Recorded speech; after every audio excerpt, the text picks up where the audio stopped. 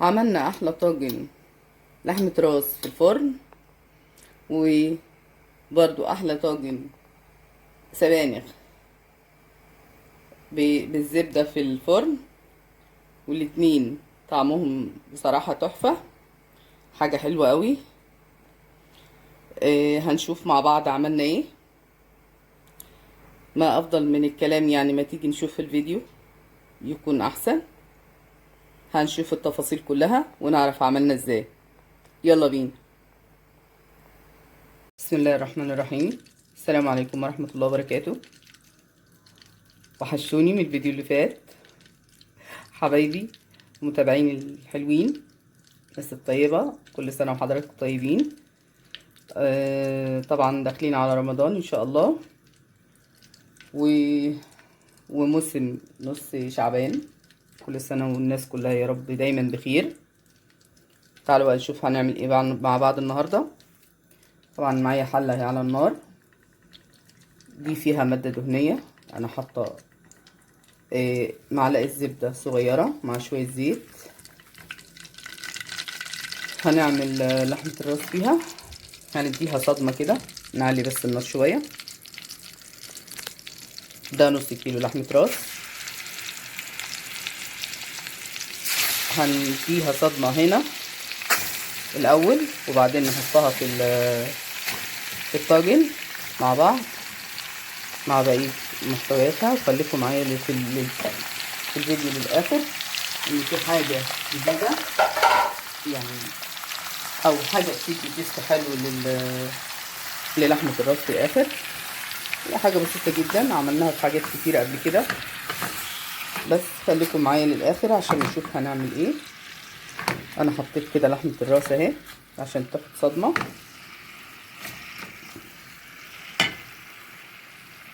يعني هي كانت في الفريزر ما فتتش قوي، لان كنت انا عاملاها حطاها مفرزاها،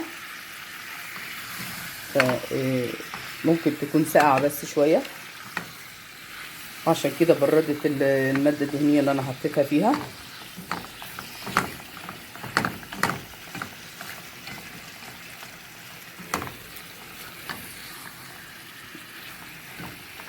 هسيبها شوية يعني تعمل من الناحية اللي هي تحت دي، وبعدين اقلبها. تعالوا نقلب اللحمة، نديها تقليبة كده.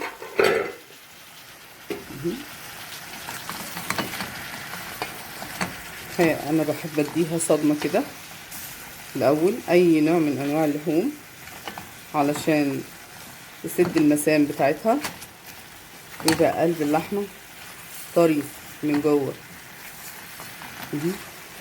متهيألي هي كده خلاص، مش محتاجة اكتر من كده. هبتدي اجيب الطاجن اهو،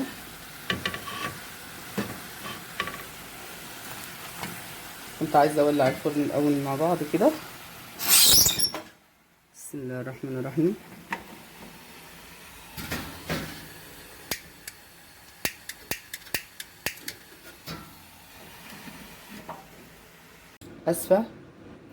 اسفة معلش، الكهرباء قطعت، اللي خلت الفيديو قطع.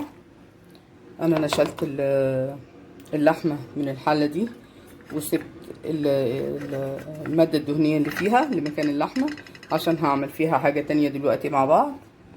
ودي اللحمة حطيتها في الطاجن اهي، وحطيت معاها قرن واحد فلفلة اهو مقفول حتى زي ما هو، ما فتحتوش. وبصلايه قطعتها قطع زي ما انتوا شايفينها كده، وشويه عصير طماطم. لسه ما حطيتش اي حاجه تانية معاكم. وعلى فكره حوالي 3 فصوص بالظبط توم سلام، زي ما هما كده، زي ما انتوا شايفين الفص ده كده اهو اهو. معلش متاسفه والله على الشويه اللي قطعوا من الفيديو ده. هنحط الميه سخنه كانت على النار بتغلي، مش هحط دلوقتي اكتر من كده. وهنجيب التوابل، مش هحط كتير يعني، حاجة بسيطة قوي. لو بمقدار المعلقة يبقى يدوب اقل من نص معلقة الشاي. هنحط يدوب همسة سكر صغيرة كده، مش كتير برضو. ثواني هجيب معلقة عشان نشوف هنحط قد ايه، عشان مش عايزة احط كمية كبيرة. دي معلقة شاي بالظبط زي ما انتم شايفين كده. بس الملح مش هحطه دلوقتي عشان اللحمة متاخدش مني وقت كتير. هنحطها في الفرن. انا مولعاها اهو، ولعته من قبل كده مسبقا اهو. ابتدي احطه، اما يبتدي يغلي هكون انا مجهزه له ميه اهو تانية، عشان ما ازودش بميه ساقعه هزود بميه سخنه. تمام. هنيجي بقى نعمل ايه في الماده الدهنيه دي. انا مقطعه بصلايه اهي قطع كده زي ما انتم شايفينها. بسم الله الرحمن الرحيم. اولع عليها.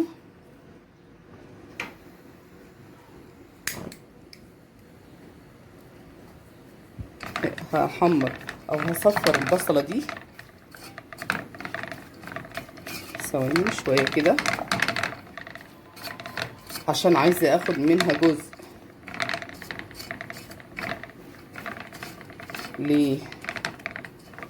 للحمه، وهي دي المعلقه اللي كنت بقول لكم عليها. وهنشوف امتى نحطها مع بعض، خليكم معايا كده. البصله زي ما انتم شايفينها اهي بدات تصفر. هبتدي اخد منها معلقه كده.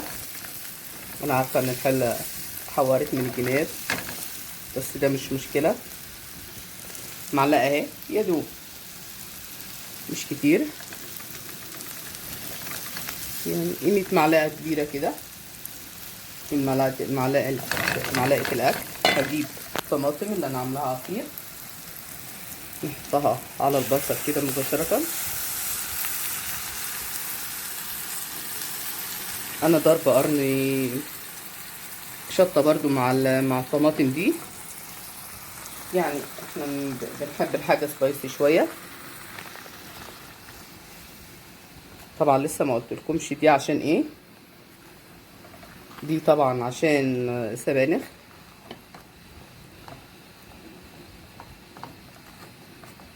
حبيت اعملها ورا الصدمه بتاعه اللحمه عشان تدي طعم وتست كويس. حط ملح. طبعا انا بحط كده، عارفه قيمه الاكل اللي انا باكله، ملحه قليل او كتير. ما بحبش يعني احط بمعيار، مش تعود وما بعرفش اعمل المعيار ده. ما بعمله ما بحس ان الحاجه مش طالعه زي ما انا عايزاها، فبحط كده. دي توابل، شويه كزبره ناشفه، طبعا ده غير الكزبره الخضراء، ولو في سلق ممكن، مفيش خلاص عادي.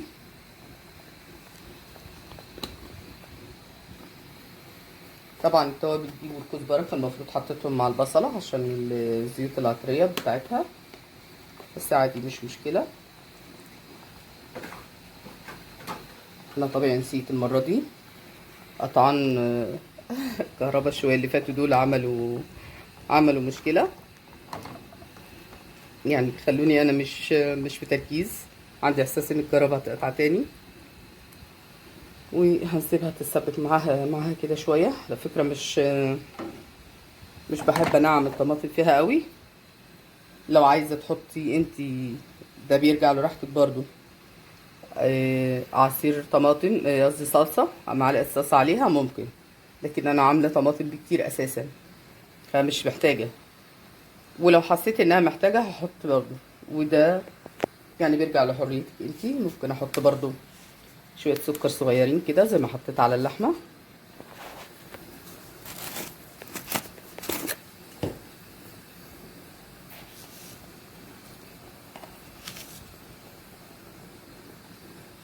اهو. برضو المعلقه مش مليانه عشان اللي ملوش في الموضوع ده، بس لازم عشان يعادل حموضه الطماطم. تمام كده. انا عندي ميه بتغلي هناك للحمه، وهسيب الطماطم تتسبك شويه. ودي الطماطم اهي، التخديعه بتاعتنا تقريبا كلها اتسبكت اهي.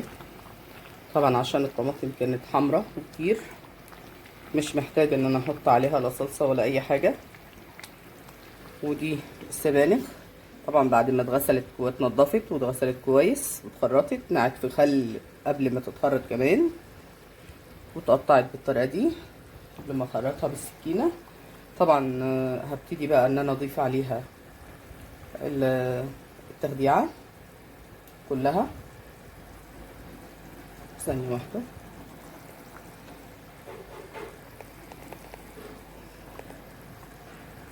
مش هطفي النار عشان انا محتاجاها لحاجه تانية. بسم الله الرحمن الرحيم.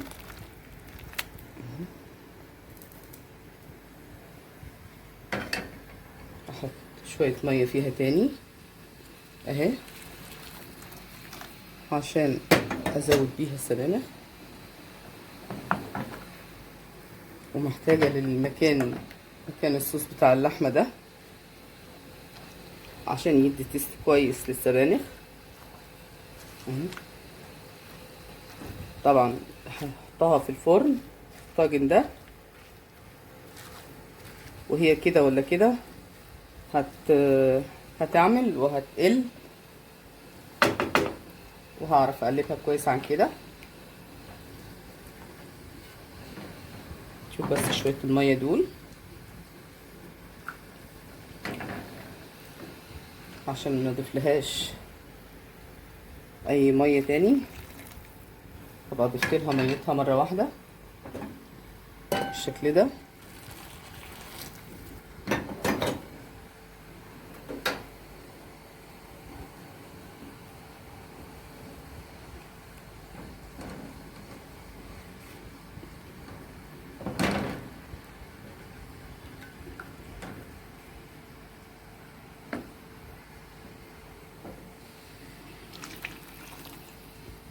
كده تمام. نحط حاجه تانية على النار هنا على العين دي. كده السبانخ اهي اخدت كده يعتبر ميتها، ولو احتاجت برضو ميه تاني ممكن ابقى ازودها شويه ميه سخنه بعدين او شويه شوربه. فيها الملح كفايه مع نص معلقه السكر، والتوابل طبعا. تمام كده. هنفتح الفرن ونحطها جنب اللحمه. بسم الله الرحمن الرحيم. كده انا غطيت اللحمه طبعا اهي، ما شاء الله عليها بتغلي اهي.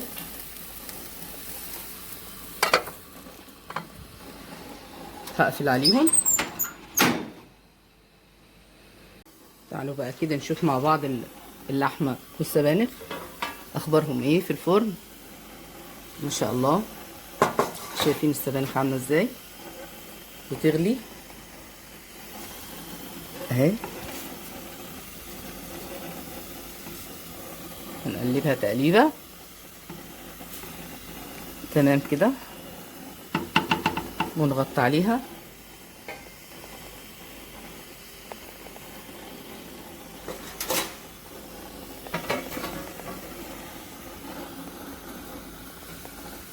نرجع نشوف اللحمه، نبص عليها برضو بتغلي، بس عايزه اشوفها هي قربت على طياب ولا لسه. بسم الله الرحمن الرحيم.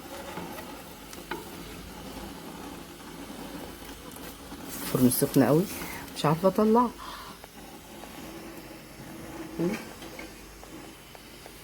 نروح نشوفها في الحله بتاعت اللي مكان ما عملنا فيها السبانخ.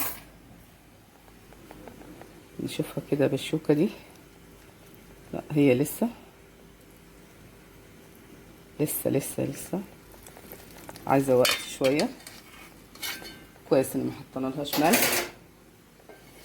هي يا دوب ما عداش عليها وقت برضو، ده بتاع حوالي ربع ساعه ولا حاجه، يعني مش وقت طيابها حتى. هنرجعها تاني كده. وبعد ما رجعناها الغطا سخن، معلش اسفه سوري. هنرجع نغطيها تاني ونسيبهم يكملوا طياب مع بعض. ونيجي في اخر غلوه في اللحمه، هي خلاص تقريبا طابت. هشوف دي معلقه البصل اللي احنا كنا حايشينها من السبانخ وعليها الملح. هنفضيها على اللحمه بالشكل ده. معلش هي ماسكه عشان الماده الدهنيه اللي كانت معموله بيها بردت. تمام كده. هنبتدي ثواني هنقلبها بس، نحطها تاني في هنقلبها كويس كده عشان البصلة تتقلب فيها كلها.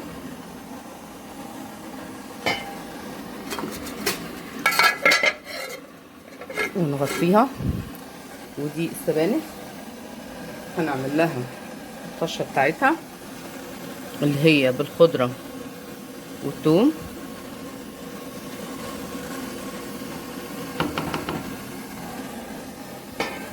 نغطيها